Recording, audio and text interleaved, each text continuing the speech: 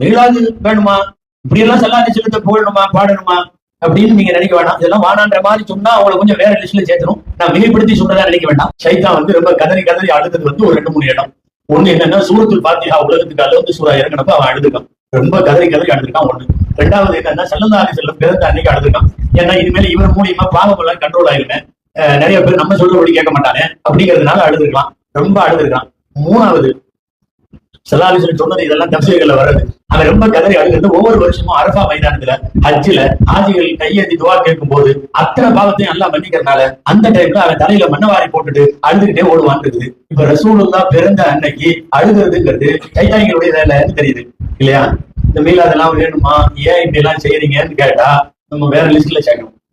அந்த அழுதாறுல பெரியவர் வேற என்ன செய்ய?